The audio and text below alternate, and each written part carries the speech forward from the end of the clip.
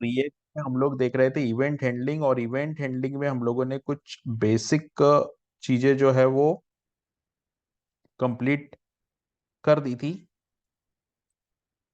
अब हम जो है वो इवेंट हैंडलिंग के कुछ और एग्जांपल करते हैं। तो यहाँ पर मैं एक इवेंट बनाने जा रहा हूँ, मतलब एक बटन, एक कंपोनेंट बनाऊंगा मैं, माय बटन।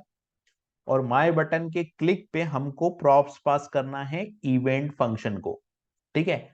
और वो प्रॉप्स को मेरे को कंसोल लॉग में दिखाना है या कहीं भी दिखाने हैं। सिंपल कहने का मतलब ये है कि इवेंट हैंडलर के अंदर अगर मेरे को प्रॉप्स को एक्सेस करना है तो मैं कैसे एक्सेस करूंगा। सबसे पहले मैं मेन की कोडिंग कर लेता हूं। तो मेन की कोडिंग में मुझे क्या करना है, सबसे पहले तो मैं एक फंक्शन बनाऊंगा यहाँ पर, और कुछ चीजें इंपोर्ट करनी पड़ेगी। तो मैं यहाँ पहले तो फंक्शन बना लेता हूं। तो यहाँ पर मैंने बनाया फंक्शन, और ये फंक्शन हो जाएगा मेरा एपीपी। ये फंक्शन मैंने बना लिया। इस फंक्शन के अंदर मेरे को सिंपल यहाँ पर रिटर्न करना है। तो मैंने लिखा रिटर्न, और रिटर्न के बाद यहाँ रिटर्न के अंदर मैंने लिखा एक डिव। ये रिटर्न हो गया और ये डिव हो गया। और डिव के अंदर मैंने क्या किया, यहाँ पर बनाया माय बटन। तो ये कंपोनेंट है, तो ये कंपोनेंट बन गया मेरा माय बटन। और इस कंपोनेंट के अंदर मैंने टाइटल पास कर दिया, जैसे कि टाइटल मैंने पास किया AWS। ये AWS टाइटल मैंने पास कर दिया और ये कंपोनेंट को मैंने बंद कर दिया। अब मुझे करना क्या है, मुझे कुछ ऐसा करना है। सबसे पहले तो मुझे यहाँ पर एक्सपोर्ट डिफॉल्ट डिफॉल्ट एक्सपोर्ट करना पड़ेगा एपीपी को, वो मैंने यहाँ कर दिया। और मुझे माय बटन को इंपोर्ट करना पड़ेगा, तो माय बटन को इंपोर्ट भी कर देता हूं। तो मैंने लिखा इंपोर्ट, और यहाँ पर मैंने लिखा माय बटन फ्रॉम, ये आ गया मेरा डॉट माय बटन। सिंपल, ये हो गया। अब मेरे को चैलेंज ये है कि जो एक हैंडलर बनाना पड़ेगा मेरे को, इवेंट हैंडलर में। यहाँ पर एक इवेंट हैंडलर बनाऊंगा, और ये जो वैल्यू पास हो रही है ना AWS, ये मुझे कंसोल लॉग करनी है उस इवेंट फंक्शन के क्लिक होने पे या अलर्ट में दिखानी। ये मान लो मुझे ये वैल्यू चाहिए, चलो अलर्ट में दिखाना है। ऐसा करना है कि मेरे को इस वैल्यू को अलर्ट में दिखाना है, तो मैं जाता हूँ माय बटन के ऊपर। तो माय बटन में सबसे पहले तो मेरे को फंक्शन बनाना पड़ेगा। तो मैं बनाता हूँ फंक्शन। यहां मैंने फंक्शन बनाया माय बटन के नाम से, ये मैंने माय बटन फंक्शन बनाया। और माय बटन फंक्शन में मेरे को प्रॉप्स यहां ले लेता हूं, क्योंकि मेरे को प्रॉप्स की वैल्यू चाहिए। तो मैंने प्रॉप्स ले लिया, दिस डॉट प्रॉप्स नहीं, खाली प्रॉप्स ले लिया। ठीक, पैरामीटर के तौर पे ले लिया इसको। अब मुझे एक बटन बनानी है। पहले तो मेरे को क्या बनाना है, एक बटन बनाना है। तो मैं यहां पर रिटर्न करा देता हूं एक बटन। ठीक है, कंपोनेंट के अंदर से मेरे को एक बटन बनाना है। तो मैं यहां पे बनाता हूं एक बटन। सिंपल, यहां पे मैं क्या करता हूं, एक बटन बनाता हूं। तो मैंने लिखा रिटर्न, ये रिटर्न, और रिटर्न के अंदर मैं लिखता हूं बटन। ठीक है, रिटर्न के अंदर मैंने लिखा बटन। और बटन के ऑन क्लिक पे मेरे को एक हैंडलर भी बनाना है। तो मैंने लिखा ऑन क्लिक। ठीक है, ऑन क्लिक पे मुझे एक हैंडलर चाहिए, और वो हैंडलर का नाम है हैंडल क्लिक। तो मैं हैंडल क्लिक बना देता हूँ यहाँ पर। ठीक है, तो मैंने यहाँ पर बना दिया हैंडल क्लिक। ये मेरा हैंडल क्लिक हो गया यहाँ पर। और हैंडल क्लिक के बाद ये बटन यहाँ बंद हुई, और इस बटन को मैंने बंद कर दिया। और मैंने यहाँ पे लिखा क्लिक मी। सिंपल, क्लिक मी, ये क्लिक मी हो गया। ठीक है, ये मेरा कंपोनेंट बन गया। अब इस कंपोनेंट के क्लिक होने पे मुझे हैंडल क्लिक चाहिए। तो हैंडल क्लिक अगर मैं यहां ऊपर बनाऊंगा ना, इस फंक्शन के बाहर अगर मैं हैंडल क्लिक को बनाता हूं, इस फंक्शन के बाहर अगर मैं हैंडल क्लिक को बनाता हूं, तो मैं को प्रॉप्स की वैल्यू नहीं मिलेगी। इस प्रॉब्लम को सॉल्व करने के लिए मेरे को क्या करना पड़ेगा, मेरे को इस प्रॉब्लम को सॉल्व करने के लिए इस फंक्शन को, मतलब हैंडल क्लिक वाला जो फंक्शन है, हैंडल क्लिक इवेंट जो है, उसको मुझे ये माय बटन कंपोनेंट के अंदर लाना पड़ेगा। और जावा स्क्रिप्ट में मैं फंक्शन के अंदर फंक्शन बना सकता हूं। जावा स्क्रिप्ट मुझे फंक्शन के अंदर फंक्शन को अलाउ करती है। सी लैंग्वेज, C++, जावा, इसमें ये काम हम लोग नहीं कर सकते। लेकिन जावा स्क्रिप्ट में हम फंक्शन की नेस्टिंग कर सकते हैं।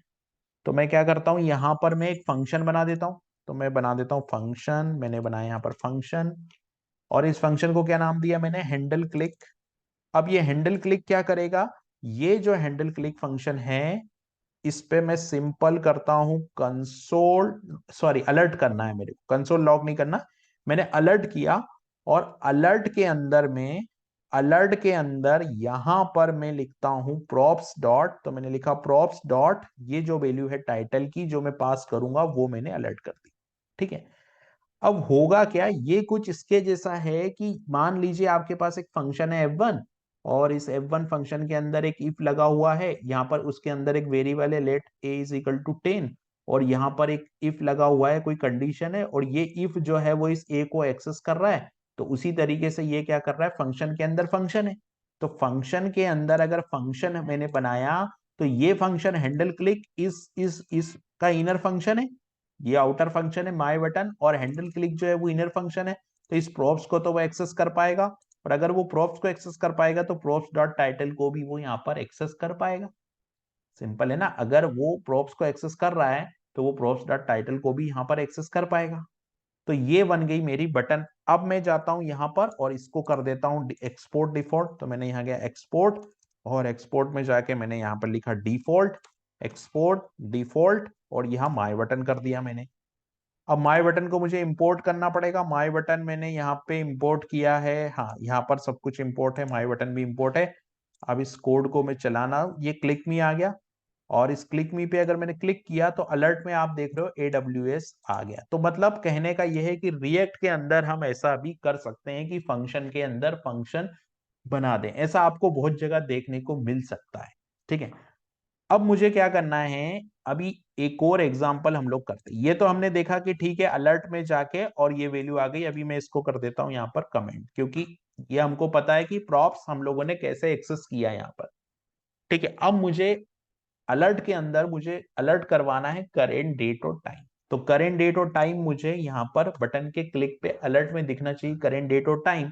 तो मैं यहाँ लेता हूँ लेट, और लेट में क्या लेता हूं मैं, let today, today is equal to let today is equal to new date, ये एक ऑब्जेक्ट बनेगा, है ना।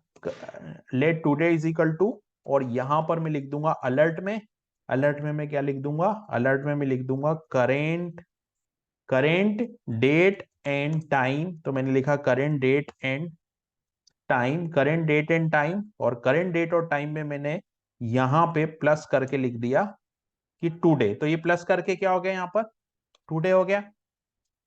अब अगर मैं इसको रन करता हूं प्रोग्राम को, तो ये प्रोग्राम रन होगा और मैं क्लिक करूंगा, तो देखिए करेंट डेट और टाइम यहाँ पर ये दिखाई दे रहा है। अभी यहाँ पर क्या हो रहा है, करेंट डेट और टाइम में यहाँ पे ये जीएमटी भी आ रहा है। अगर जीएमटी हटाना है तो क्या करना पड़ेगा मेरे को, इस जीएमटी का मतलब है कि हम लोग जो यूके का टाइम है उससे 5.5 घंटे आगे हैं, प्लस लगा हुआ है ना, +5:30। तो अभी मेरे को इसको हटाना है, इसको हटाना है तो मेरे को क्या करना पड़ेगा, मेरे को यहाँ पे सिंपल लिख देना है locale to local string, simple to local string कर दूंगा, और यहां पर मैं फिर से करूंगा तो मुझे यहां पर करेंट डेट और टाइम मिल जाएगा।